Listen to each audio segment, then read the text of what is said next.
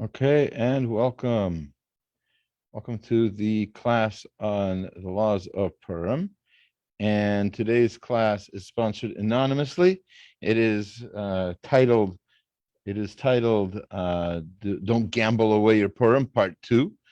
So quick recap of what happened in Part 1.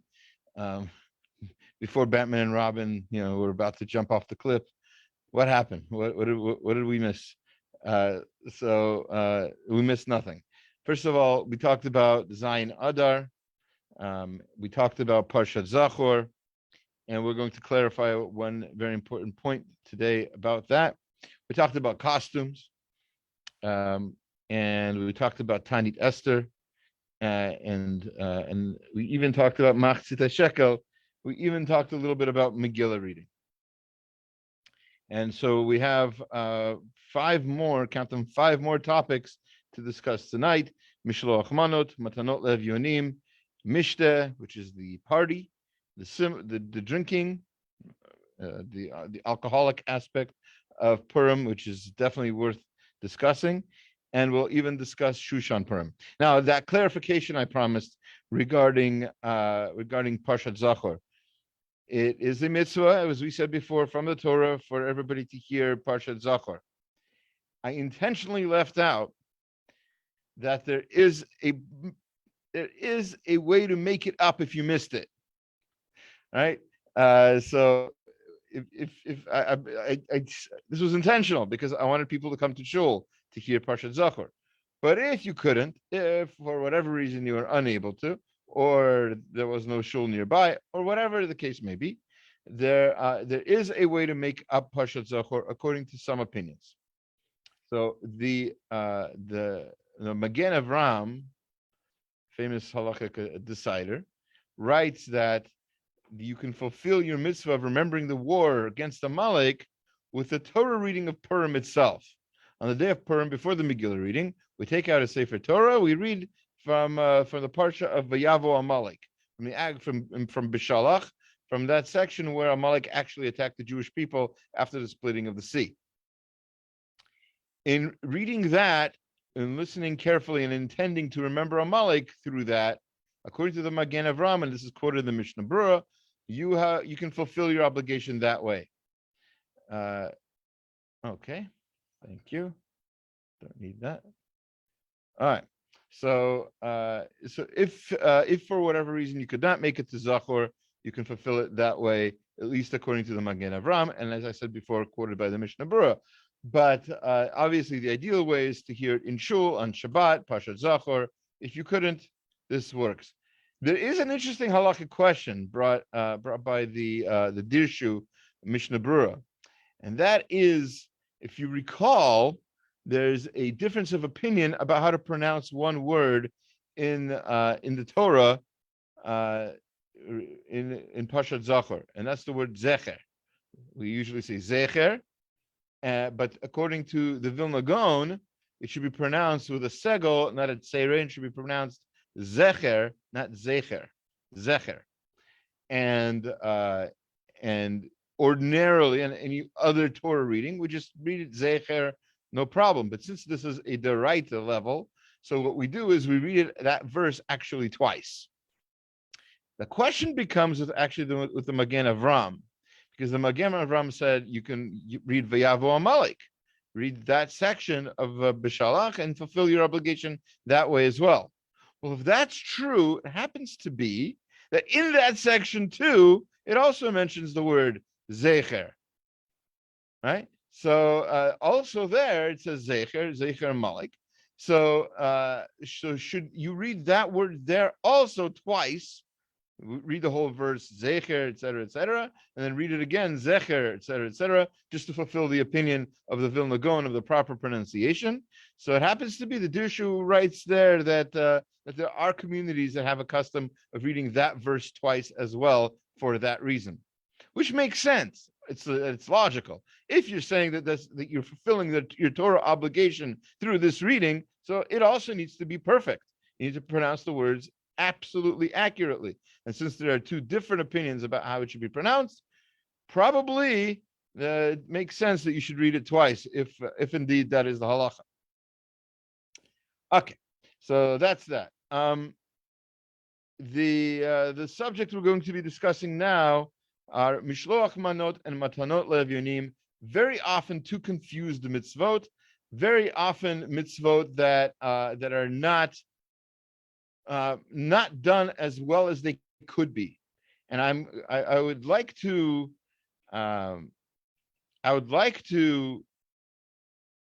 possibly suggest that you listen to this with an open mind. Pretend you don't know anything about these two mitzvot, mishloach manot, matanot le'evyonim. You don't know anything about them. Let's hear from scratch. What are they? Where do they come from? So, and then we can learn other questions. We can get a little bit deeper.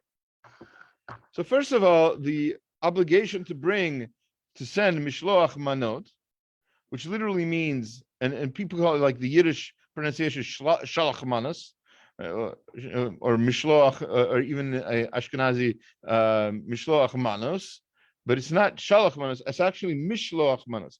Why do we call it mishloach manos? Shalach means to send, and manos means gifts. It's called mishloach manos because that's the verse in Esther, in the 9th chapter of Esther. It talks about the need to give gifts, mishloach manot, ish le're'ehu, each man to his fellow. Re'ehu usually means friend or peer, and so so this is an obligation. It's brought down in the Gemara Megillah 7a through 7b. It's in the Shulchan Aruch 695-4, right? It's obviously not a d'oraita. It's not a Torah obligation. It comes from Tanakh, and nothing from Tanakh, except for the 5 books of Moses, can be called a Torah obligation. It's called mitzvah midivrei Kabbalah. Now, Kabbalah doesn't mean wooji magic stuff. Kabbalah means acceptance, mikabel, to accept. So mitzvah midivrei Kabbalah means that this is just a mitzvah that we've accepted upon ourselves. In other words, it's from the rabbis. And 2 different reasons are given for the mitzvah of mishloach manot. And actually, these reasons will make a difference in how it's done.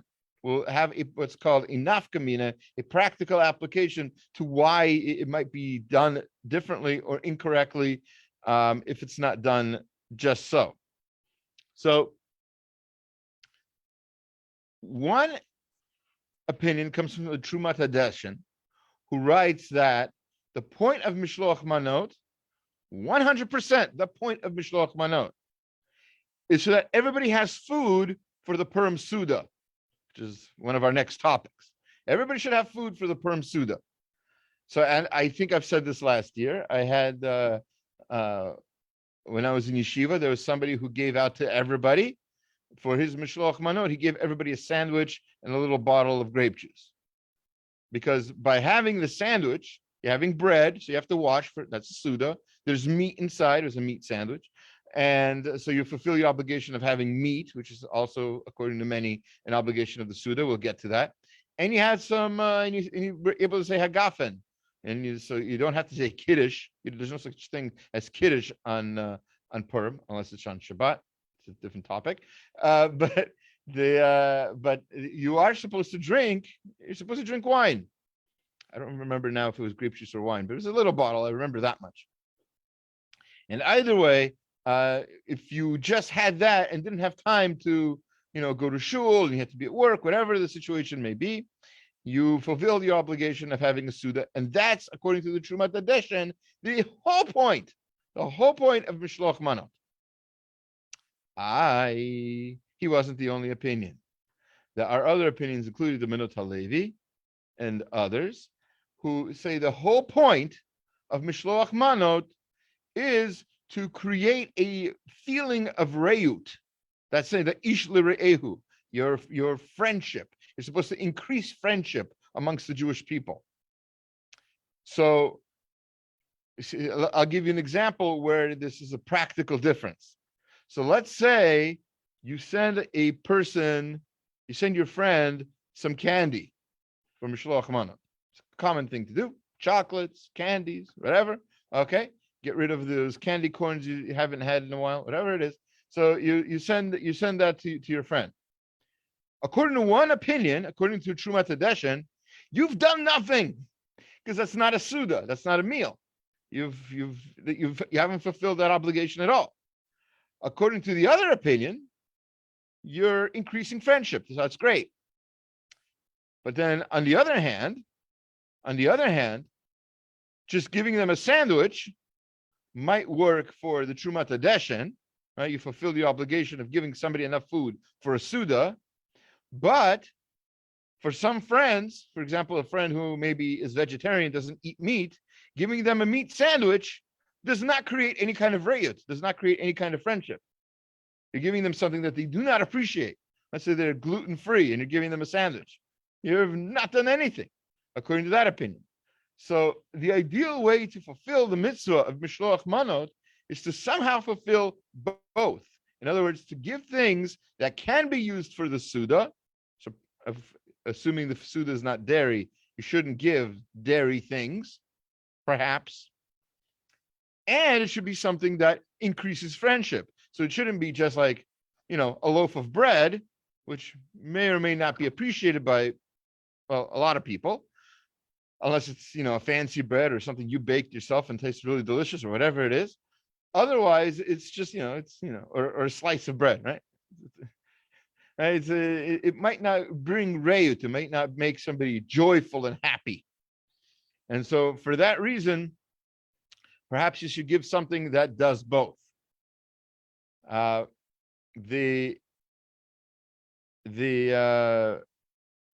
mishloach manot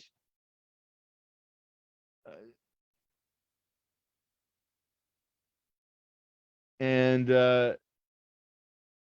mishloach manot should also be.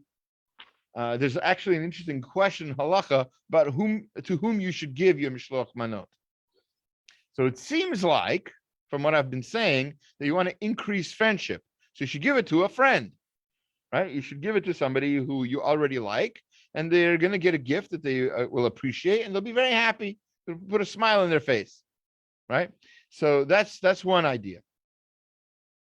And because the word is manot, which is plural, it should be two different foods. Some people say that means two different brachot for the foods. And some people say that it doesn't matter if it's a different bracha. Even says, I think Rav Belsky writes that even different kinds of candies, because it's you send them a package of a variety of candies. So that could fulfill your obligation, again, according to that opinion that says that all you're trying to do is create friendship. So unless the candies can be eaten at the Suda, so you can say that it's some way enhancing the Suda. Beautiful. So then you're fulfilling both obligations, both opinions. The other important factor here is to whom you should send, right? We were talking about, so you should send to a friend. There are poskim who say that maybe increasing friendship means to give to people who aren't your friends, might be upset with you. So this is actually a bit of a controversy. There are different opinions here. One says that maybe sending a gift will finally create peace. That's a beautiful thing, to have peace amongst the Jewish people, especially at the times like now, especially Perm time. That's exactly what we should be doing. On the other hand, sometimes sending a gift that might not satisfy somebody might actually create more tension. And if that's the case, so it would take away rayut, and which is the exact opposite of your intent, and that would be a problem. So according to most opinions, the best thing to do is to give to people who won't be upset with whatever you give them, right? People who are already your friends, they'll be happy with anything. You give them a candy, they'll be happy with a candy. Give them a banana, happy with a banana. You give a banana to somebody you're not very friendly with, they'll be like, thanks for this cheapo brown banana, whatever it is. Yeah, I was gonna say, like, I'm not the one to spend a lot of money for like shelf money, so I'll be like two like little things like hamantashen and chips. Right. But to somebody so giving hamantashen and chips to a friend is great. giving hamantashen and chips to somebody who spits at you, it's kind of like maybe pouring salt on a wound, and they might like you even less, right? So there are people like that, unfortunately. Can't imagine you having people in your life like that, but other people do. So you have to just nod and smile. All right. Anyway, so women are obligated to do this mitzvah just as much as men, but both are actually ideally should give their mishloach manot to a person. Actually, 2 foods to 1 person is the minimum. They should give it to a person of the same gender as them. Again, we're gender specific in our religion. So yes, so a man should give to a man, a woman should give to a woman. Obviously, this is for morality reasons, and really, we in general discourage platonic friendships. They have a tendency to lead to other things. So leave it at that. If you know you're dropping it off at someone's door and they're not going to be home, and it's like a guy, is that okay? So we'll actually touch on that topic in just a moment. Actually, good segue. All right. So the best way, because of the word mishloach means send, the best way to fulfill your obligation of mishloach manot is actually not to give it directly, but to give it through a shliach, to give it through somebody else, right? So, so in general, in past years, I try to find somebody I trust. I give them a quarter, give them some money, and I say, give this to such and such a person. Hand it to them and say that it's from me.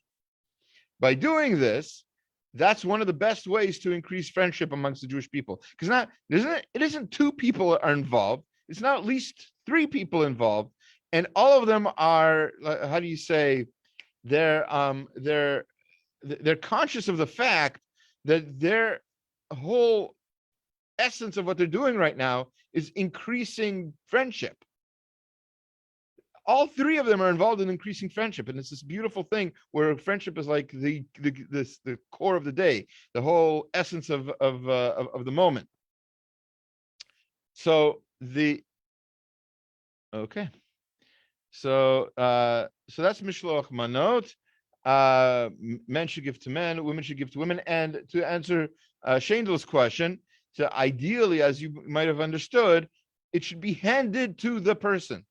Leaving it at the door is worst case scenario. What's the problem with leaving it at the door? Well, first of all, there's such a thing as porch pirates in our neighborhoods. So I don't know if that happens in Queens, but my bag of you think my bag is of shelf, man. This isn't gonna. It's like those lunch bags. Okay, somebody might want a lunch. Steal. It might end up not where you sent it. That's first of all. Second of all, it definitely does not increase friendship as much, because they're like, oh wow, a bag at my door, great. There's that, and then there's also the possibility, ready for this, that they might not get it on Perm. How do you know they're going to come home? We don't know their plans. Even if you do know their plans, they don't know their plans. I don't know my plans. I plan on going home, but who knows where I might have to go in between and everything else. And by the time I get home, it might be late. It might be after Perm. And if you get your mishloach manot after Perm, the person who gave them to you did not fulfill their obligation. It's an interesting thing. By the way, interesting halachic questions, a lot of halachic discussion about this. There's no bracha to say for mishloach manot. It's a mitzvah, and we don't make a bracha. We don't make a bracha on that. We don't make a bracha on matanot le'avyonim. So a lot of people want to ask the question, why? One wrong answer, I'll give you the wrong answer first. The wrong answer is because it's from the rabbis. So first of all, there are a lot of mitzvot that are from the rabbis that we make a bracha on. Women make a bracha once a week, right before Shabbat, on lighting candles. Usually women, sometimes men. We're not going to get into that now. And that is not a mitzvah from the Torah. Nowhere in the Torah does it say light candles for Shabbat.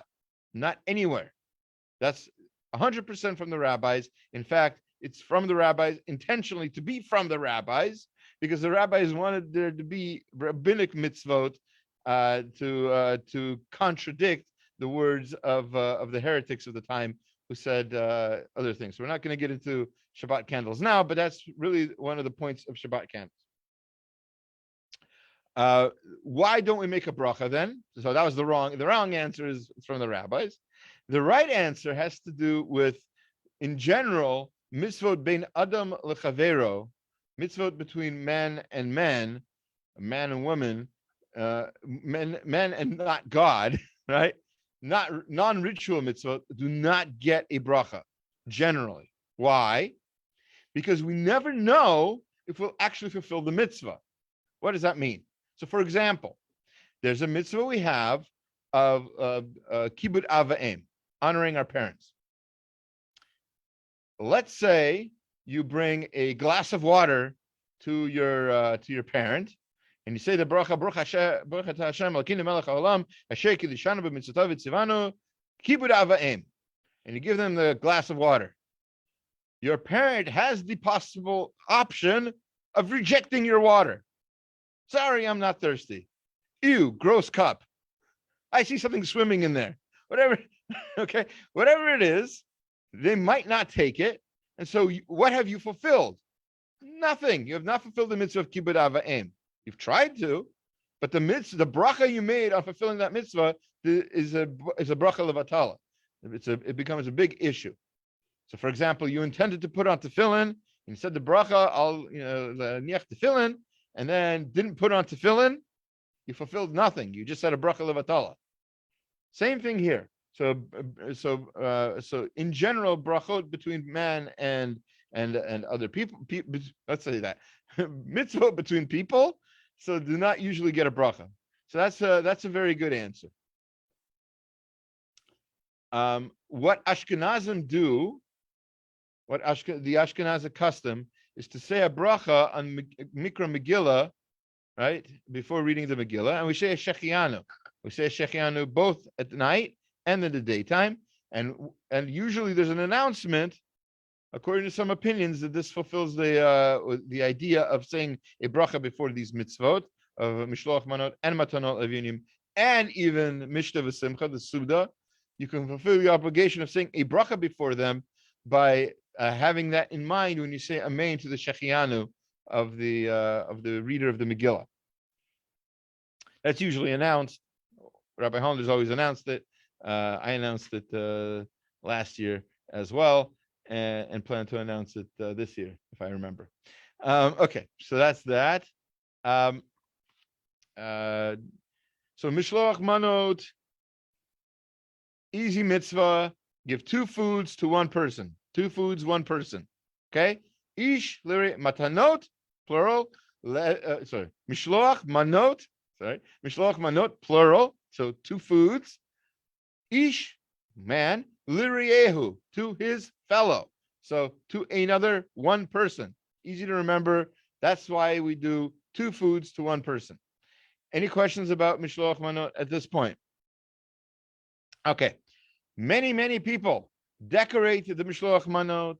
They have a theme. It goes with their costume and this and that and the other thing. Completely not necessary, but there are 2 things that make this a very worthwhile thing to do. One is the idea of zeh keli v'yanvehu. We decorate our mitzvot. If you have an etrog holder on Sukkot, if you have a beautiful talit bag for your talit, then there's no reason not to also decorate your mishloach manot basket. It is also a mitzvah, and it's also something that should be decorated. So that's one answer. Another reason to decorate it is because very often people who decorate and have themes and all that are also doing this together with children. And one of the ways of proper chinuch is to make children excited about mitzvot. Nothing wrong with that. Mitzvot should be exciting. It should be beautiful, and so that's one of the ways to do it. mishloach manot have to be delivered on Purim, as we said earlier. The day after Perm doesn't count. They got it after Perm, doesn't count. We once had a question. Somebody wanted to bring it was much easier than driving around and delivering the shul's mishloach manot on Purim day itself, while everybody was already together at the Megillah reading the night before, right? Purim night. Maybe we can just give out the mishloach manot then. The answer is absolutely not. Why? Because it has to be delivered in the daytime. It has to be delivered by hand in the daytime. You can deliver it after the Megillah reading in shul during the day. And that second reading that we had a question about last week. So it can be delivered then, no problem, but it has to be delivered during the day. And what if ahead. you know that you're gonna like get 2 people during the day? Can you give at night then? Yes, great question. Great question. I believe the Mishnah Brura points out that once you fulfill your obligation at least once, you've given to one person 2 foods to one person, right? Mishloach manot ish l're'ehu. Once you've done that at least once, you can give all kinds of other gifts and mishloach manot to anybody else you want all day long, no problem, even at night. Okay. So that's a very important topic. Ideally different foods. Some people say, like I said, 2 different brachot. That is one opinion. They should be foods that can be eaten immediately, not foods theoretically that require a lot of patching around, a lot of cooking and other things. They should be foods that you can. Sorry, question? Oh, sorry, that was a Yiddish word meaning. I'm sure you guys know what patching around means. To anything that takes a challenging amount of time and effort. Yeah. Question. Yes. If I want to send something to Oren, he gets it before Purim, like 2 days. That doesn't count? Not as mishloach manot. You can definitely do it. It's definitely nice to have a gift, but it's not mishloach manot. What you should do if you really want to fulfill the mishloach manot is you could send it to Oren's neighbor, right? And tell him, deliver it to Oren on Purim, please. Right? Yeah, but why if Oren doesn't open it, wait until Purim? It doesn't matter when he opens it. It matters when he's makabel it, when he gets it. Okay, that's a good solution. I try. I try to think of solutions to difficult questions. All right, so very good. So again, you may send mishloach manot before Purim as long as it's delivered on Purim, according to most opinions. There are opinions that say it is not ideal, but that is definitely allowed. If you send mishloach manot anonymously, have you fulfilled your obligation? I see Shendel shaking her head. You're right. Why not? They don't know it's you? They don't know it's you. There's no increase in friendship. It's just even a delicious looking hamantashen in a very well decorated bag is still just an anonymous, hamantashen, and it will not actually increase friendship, as is according to according to the Trumat Hadeshen. The whole point of mishloach manot is to increase friendship. What if the package? Okay, whatever. I do themes. What if the package is like a mysterious thing, and then they open it and find out who it's from? That's fine, as long as they know who it's from. But they don't immediately. Doesn't have to say it on the package. Okay. That's not the point. But again, ideally, at least one of your mishloach manot should be made from you, should be given to a shliach. That shliach should ideally be paid something worthwhile, a quarter or something. It doesn't have to be, $20, whatever it is, $5, whatever you want to give the shliach. that shliach should be paid, and that delivery should be made to the person you're giving it to, and an announcement should be made that it's being done from you. It's being brought from you. So that's a mishloach manot. Now,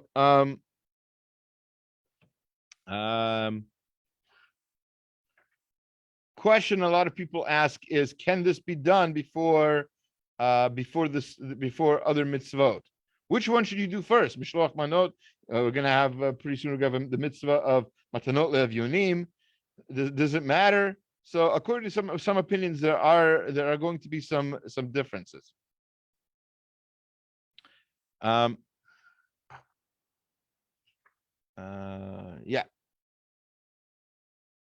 Okay. Let's get right into the next topic then. Matanot le'avyonim. Now, matanot le'avyonim is, in some senses, the exact opposite of mishloach manot. What do I mean, the exact opposite? Remember, mishloach manot is 2 foods to 1 person. So matanot le'avyonim is 1 gift to 2 people. Evyonim is plural.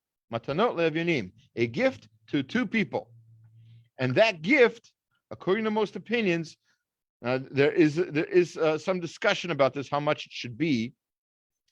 But actually, let me give you just some ideas of how much it should be. The Mishnah Berurah suggests, amongst other things, that it can be a pruta. A pruta, by the way, is the halachic equivalent of the least amount of money that can still buy something. So when I was a kid, it was a penny. I don't think a penny could buy anything anymore.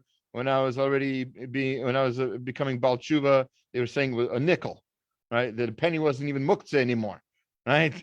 You can't even buy anything with it. A nickel, you could still buy like a stick of gum with a nickel, 30 years ago. Nowadays, I don't think you can buy anything with a nickel. No. I'm not sure if a dime could buy anything. Maybe a quarter, maybe. I don't know. You could still, put a quarter in a machine and get something like gumball or whatever. Okay, I don't know. So it would then appear that the Mishnah Berurah is saying that perhaps you can fulfill your obligation by just giving a quarter to 2 people, a quarter each. Okay, so a lot of people ask me this question every year: how much should I give? How much should I give? Everybody has to give, by the way. Men and women have to give separately, by the way. This cannot come from maaser. It cannot come from a maaser account. Your 10% that you're supposed to give to tzedakah anyway. It has to come from separate money, from your liquid funds, right? So even though I know that I heard the cryptocurrency went down 9,000 points today, whatever it is. So, while you're still in the good graces of whoever controls your credit rating, make sure you're able to give matanot le'avyonim. Now, that's one opinion. Another opinion, again, this fits in very nicely with the Trumat Hadeshen and others, and that is that matanot le'avyonim should have something to do with the seuda, and that you want to make sure that every Jew is able to fulfill their obligation of having a Suda on Perm. Suda is the next topic, so we'll get to it. Or one of the next topics. Yeah, next topic. So every Jew should do that. And this is also very similar to another mitzvah that's coming up a month later, right? Pesach time, we have the obligation, every single Jew has an obligation to give ma'ot chitim, to give gifts to the poor, so that they're able to have a Pesach Seder.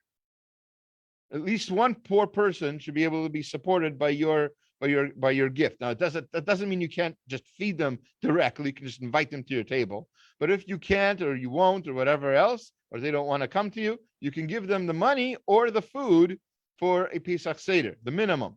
So you have to figure out how much a box of matzah costs, how much a bottle of wine costs, 4 cups of wine for each person. All right. Now, I forgot to mention that when it comes to mishloach manot, the mishloach manot, you're giving to a family. So you can't say, oh, I know a poor family. Sorry. With matanot le'avyonim. Back to matanot le'avyonim. You can't say, I know a poor family, and there's 5 members in this family. And I'm going to fulfill my obligation by giving 5 people, right? 5 people, hold on, never mind, back up. I'm going to, a poor couple, husband and wife, all right? And you're supposed to give 2 people one meal, say. So can you give to the husband and wife? I'll throw that question out for you. What do you think? They're 2 people, aren't they? So the answer is, any guesses? Nobody wants to be embarrassed? Yeah, thumbs up. Yes, I'm going to say you can't give it to them. You are correct. You cannot. You cannot fulfill your obligation by giving to them, because why? Because really, they're what's called in halacha a shulchan echad. They're at one table. One entity. Right? They're one entity. They're united. And so you're not actually feeding 2 people, you're feeding 1 person. It's really the husband's job, or perhaps the wife's job, to feed the family. And so it's one obligation, and you're not actually feeding 2 people with your matanot le'avyonim in that particular case.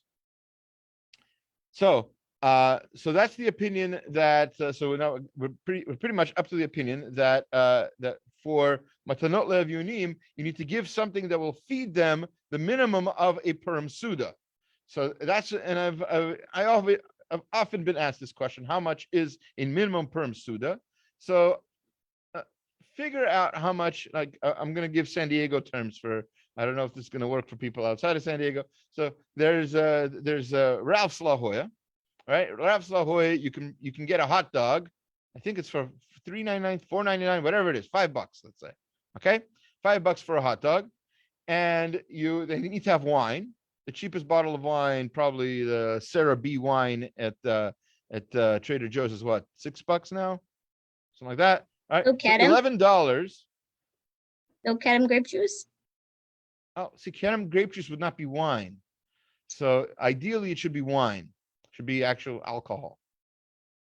And not just any alcohol, as we'll see. Ideally, it should be wine. A lot of people don't know that. The Perm Suda is supposed to drink wine, not just anything that gets you drunk. Maybe eventually you can get to that too, but anyway, that's not. We'll have to talk about that subject later on. So anyway, the point of matanot le'avyonim is that you should be, according to this opinion, is that you should feed them a meal. So a minimum of $11 to how many people? 2 people. 2 people, $11. $22 is probably, at least in San Diego, the least that you should give to fulfill your obligation, according to that opinion. But that's not the last opinion on the subject. Rav Elyashiv says, and Rav Kanievsky, I think, says similarly, that the ideal situation would be, again, similar to matanot le'avyonim, similar to mishloach manot. The ideal situation is to actually increase friendship as well, to make people happy. And so giving a poor person a sandwich, even a hot dog, and a cheap bottle of wine might not make them happy. It might only make them happy if you give them something that they really, really would, like, their eyes pop out. Wow, really? For me? That kind of happiness, that's what you're looking for on Perm. So give a poor person who usually give maybe $5, $2, $10, give them $50 and see what happens. Right? That, make them happy like that, and that by doing that, you'll fulfill the for sure, according to all opinions, you'll fulfill the mitzvah of matanot le'avyonim. Now, before you tell me, wait a minute, but I'm spending so much money on my costume, and I was already investing in this beautiful baskets I'm going to send as the beautiful mishloach manot hamantash and carriers, and I'm already invested so much in my own suda. Do I really have to spend a lot of money for matanot le'avyonim? And the answer is, according to the Rambam, quoted in the Mishnah Brura, you should spend more for matanot le'avyonim than for any other thing that you're spending money on for Purim. That should be your biggest investment. Not how much should I spend for the shuls. If you're spending $180 for the shuls of mishloach manot, which, by the way, I've said this in previous years, and it's worth remembering, you might not be fulfilling your mitzvah of mishloach manot with the shuls mishloach manot. Why not? We just talked about this because you don't know that 2 foods are going to one person from you, right? If say if God willing, 200 people all send to everybody on the community list, and each one gives $180 and sends to the shul, right? And gives to everybody on the list. So how many foods are there going to be from in the package? Say 20. I don't know, 30. I don't know what the package is this year, right? I haven't been invited to the packing party yet. Hint, hint, wink, wink, nudge, nudge. And so when we do pack them together, we'll see how much is in there. But I'm guessing it's not 400 foods in a basket, right? So then you might not fulfill your obligation of mishloach manot through the shul that way.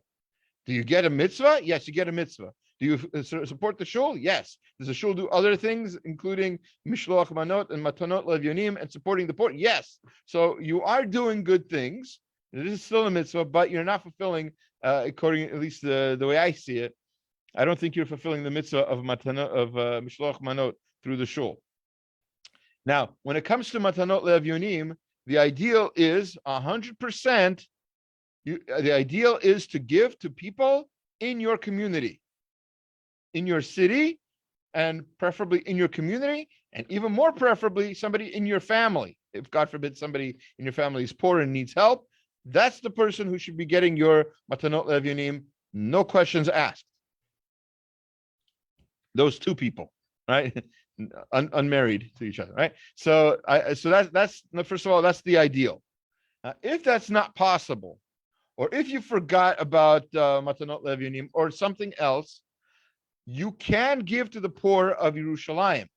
There's an added benefit to giving to the poor of Yerushalayim, and that is it can happen after Perm. What do I mean? Remember, they're 10 hours ahead, or maybe 11 hours ahead now. I'm not really sure.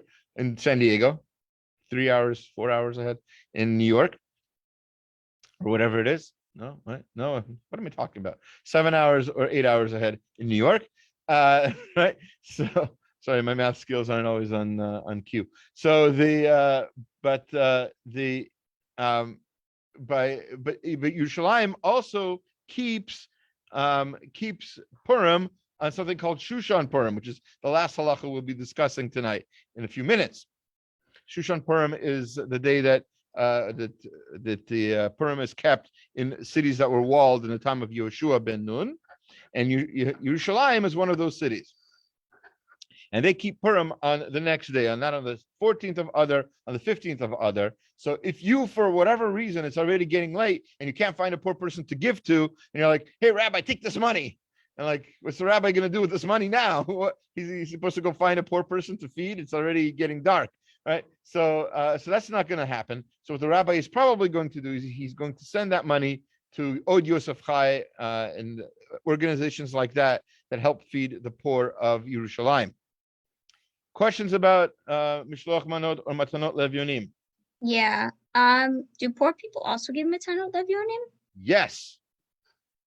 Yes, they do. They should at least. The idea is they can share their food with somebody else, and by doing that, they also fulfill their obligation. Yes, everybody's obligated to do this mitzvah. Okay, and paying like a poor person to come to like a shul suda, that counts also. Yes, of course. You're feeding them. Okay. Oh yeah, for sure, for sure. As long as they. Go ahead. Rabbi, do you have the link to how we can like send money to people in like Israel, like for matanot levyonim? I would say Od Yosef Chai has a website. Yeah, you just probably put down odyosefchai.org. Thanks so much. I'm pretty sure. Yosef spelled Yosef. Anyway, we can give matanot levyonim to like Israel for them to give on Shushan Purim. Yes. But then it's not like technically Purim for us. Right, but that's okay. You fulfill your obligation. You can do that. Okay. As long as on Purim a poor person is able to be happy on their Perm, right? So that you fulfill your obligation. So it's an interesting thing. Yeah, I hear what you're saying. The idea here is it has to do with the receiver, not the sender, right? It's on Perm for the receiver. Oh, You can send mishloach manot that arrives at a neighbor's house on Shushan Purim in Yerushalayim that they can then deliver to your friend. That also works. manos is the receiver. Yes, both about the receiver, not about the giver. But Yeah? the giver gets on their Purim, Yes, but it's not the receiver's Purim. right. Not necessarily. Correct. This also works for different time zones. Same idea. All right. There in Halichot v'Halachot, Rabbi Ari Enkin brings an interesting question. Can both mishloach manot and matanot levunim be done at once? Right? If I give a nice big suda to two poor people, I guess, right? Can't I fulfill both mitzvot at the same time? So there is a huge disadvantage to this. And the disadvantage has to do with this concept we have of not piling on mitzvot. We don't want to pile up mitzvot. We don't want mitzvot to seem like a burden. Like, oh, finally, I got rid of all these mitzvahs I was trying to do. I got it taken care of. One check mark takes care of all of them. So we don't want to do that. We want each mitzvah to be special and unique.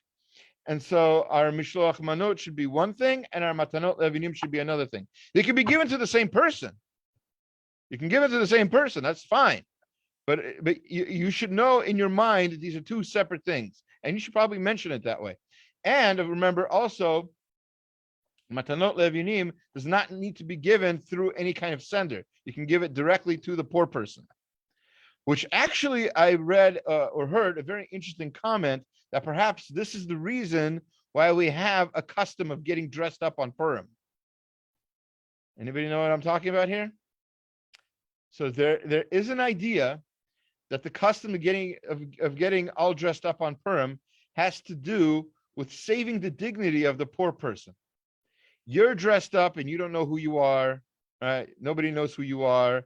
The poor person is dressed up and nobody knows who that person is. And they can go around and ask for tzedakah and not have to be embarrassed about it. You know, the lion from Wizard of Oz asked me for tzedakah. Okay, fine. Go ahead. If I only had tzedakah. So whatever it is. So that just gives somebody a good custom idea for the Perm party. Anyway, so whatever it is, you don't know who it is. Their dignity is saved. And that's a very important thing. That could be one of the reasons why there's this custom of getting dressed up on Purim, at least according to this opinion. All right, so that's mishloach manot and matanot levunim. Now we're up to the next mitzvah. It's the easiest mitzvah to do, I think, which makes it sometimes very difficult. And let me explain. The mitzvah is mishteh. You have to eat on Purim. You cannot fast on Purim, and you have to have a suda. And the suda should be the minimum usually of a suda, as we've said a few minutes ago, is bread, meat, unless you're a vegetarian, and wine, unless you're trying to kick the habit or allergic to wine or teetotal or whatever else. So obviously there are exceptions to all of these. Or a recovering addict. Right, that's what I said, trying to kick the habit. Sorry. Right, I agree. Absolutely. So for any of those reasons, you can definitely, if you can't eat bread, eat something else. If you can make hamotzi on oats, gluten-free, whatever it is, great. If you spelt matzah, you can still eat matzah on Perm.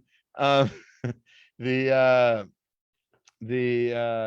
you can't eat meat, you're a vegetarian, or you're allergic, or your doctor said you can't eat meat for whatever reason. Okay, don't, obviously. Etc. Why I say it's also because it's the easiest, it's sometimes the most difficult. It's because it's so easy, people push it off and push it off and push it off. Then you look outside and there's already 3 stars out. It's already Shushan Purim and you haven't eaten your meal yet. It's too late. You missed it. You cannot have your Perm Suda too late. You have to start while it's still daylight out, which is why, for example, our shul is davening mincha, whatever it is, 4:45, and why the Suda starts at 5, right? And Purim ends technically around 6:30, whatever it is. No, probably later. Goes to 7:30 nowadays. Whatever it is. So you have plenty of time. That's still daylight hours when you can still fulfill the mitzvah of having the Suda. There are people, you may or may not have heard of such a thing. There are people who have their Perm Suda for breakfast. Tell me some reasons why that might be a good idea.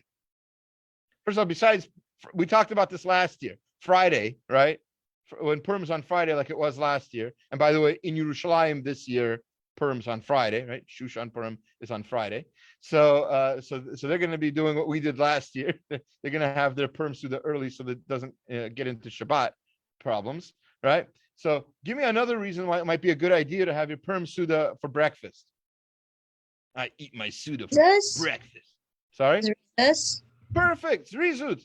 We're supposed to want to do mitzvot as soon as possible. That's why we have a Brit Milah in the morning. That's why we do as many mitzvot as we can as soon as we have the opportunity. We don't want to push them off. We don't want them to seem as a burden. Same topic as we've discussed before. Now,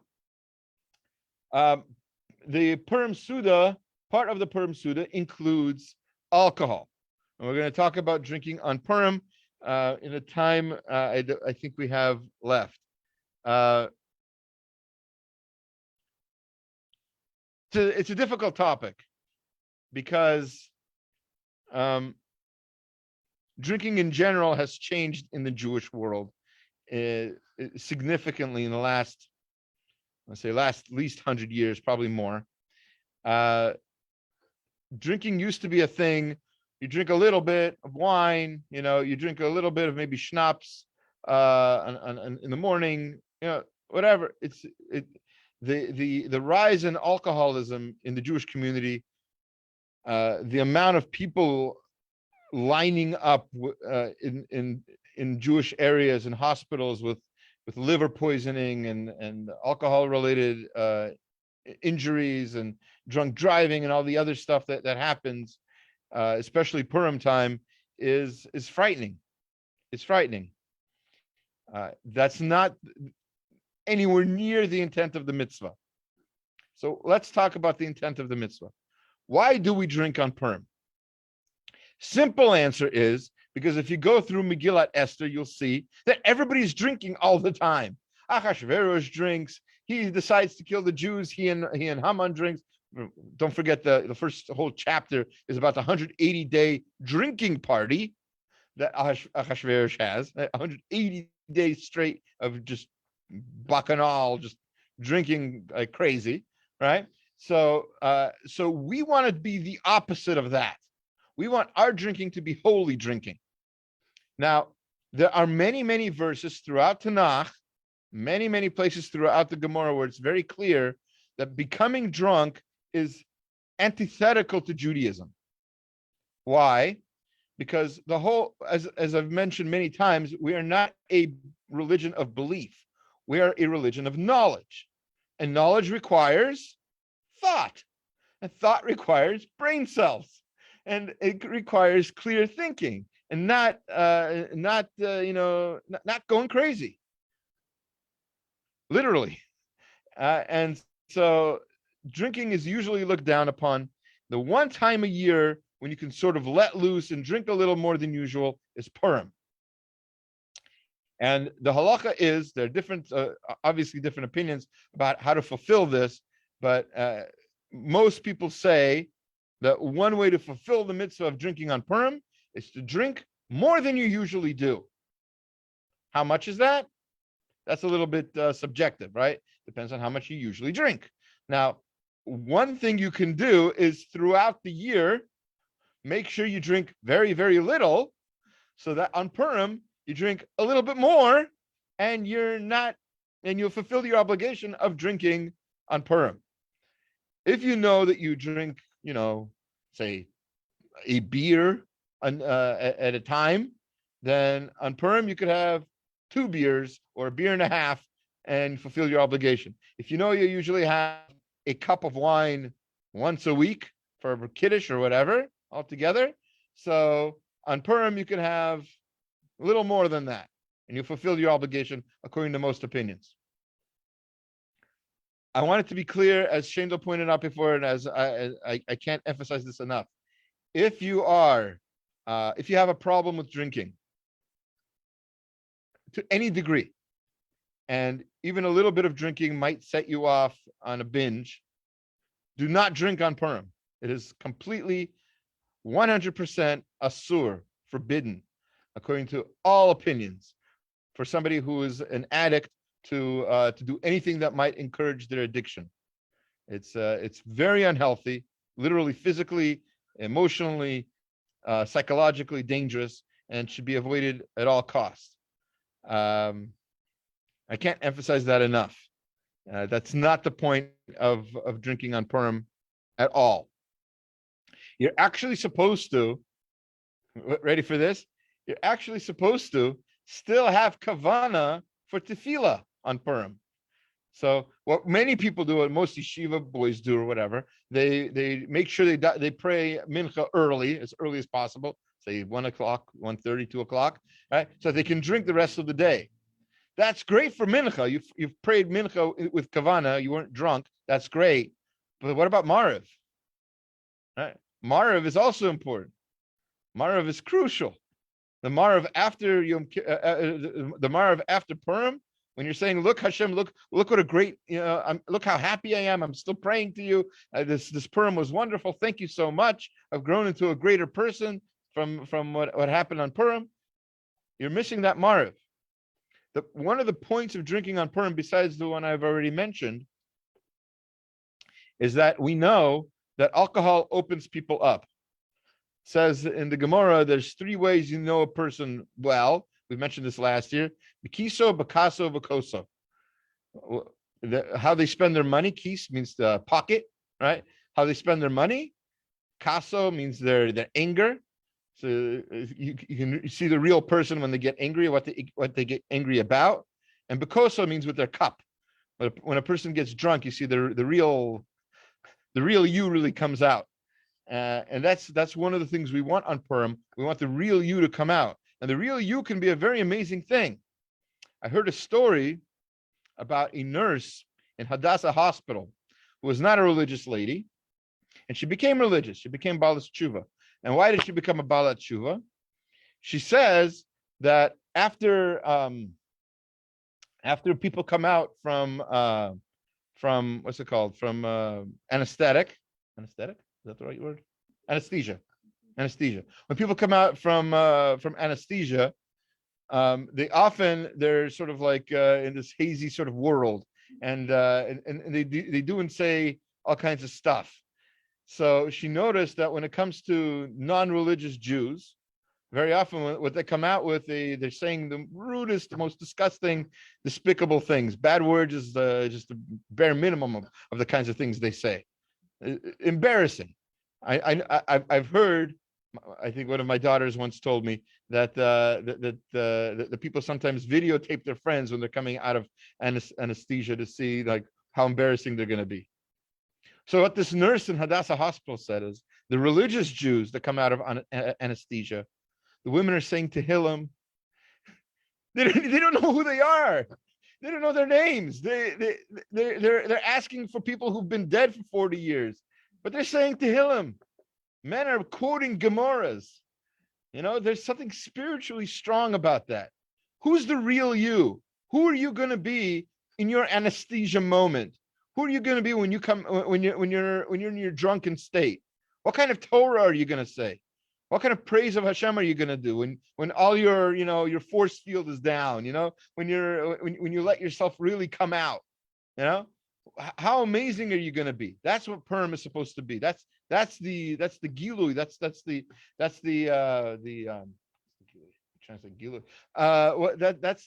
that's the amount of reality that you're going to see on Purim. That's what Purim is all about. That's why we drink on Purim. It's not about just going crazy and stealing and wrecking cars, and that's not the kind of drinking that we do.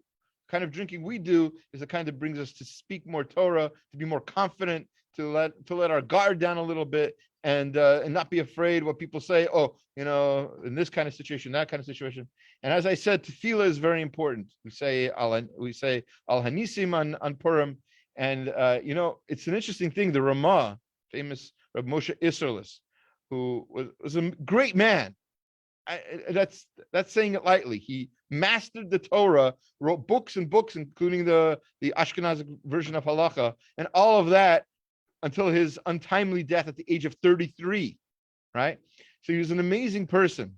Wrote books on Kabbalah and other things, Dikduk, everything, right? So this man, and he was a Rav of a community, and at his funeral, the eulogies that people said, you know what they said about him? They didn't say, oh, he wrote the Shulchan Aruch. Oh, not only did he write the Shulchan Aruch, but he wrote a book that he was going to call the Shulchan Aruch. And when he found out that Rav Yosef Karo wrote a Shulchan Aruch with the Sephardic commentary in it, he decided not to publish his own book that he was working on for years, right? Instead, what did he do? He took Rav Yosef Karo's book and he added his comments in parentheses behind the words of Rav Yosef Karo. Whatever there's a difference of opinion of Ashkenaz, Sephard, he didn't want to have different books for the Jewish people. He didn't want them to be Sephardic Jews, Ashkenazic Jews. We're all Jews. This man who united Judaism, what did they say about him at his funeral? You know what they said? That after Perm, he would knock on doors, make sure people came to shul for Mariv. Don't forget Mariv after Purim. It's very important. So that's our little bit of halacha. I said we would talk a little bit about Shushan Purim. There's really not much to say except that Shushan Purim is still a holiday even for us. We won't say Tachanun. That's our holiday.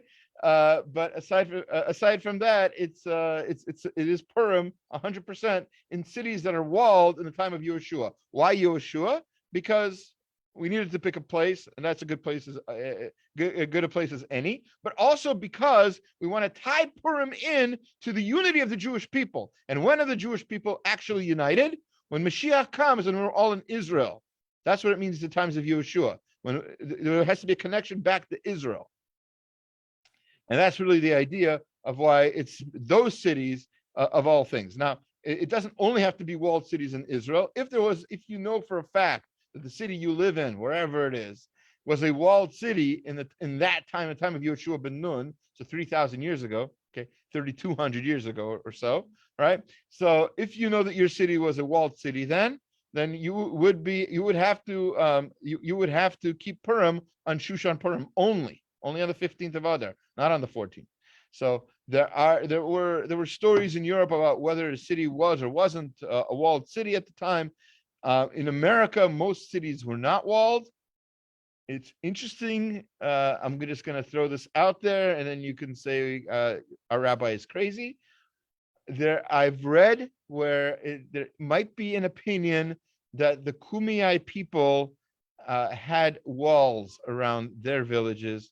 So perhaps San Diego was a walled city, but I don't know how long the Kumeyaay people were here.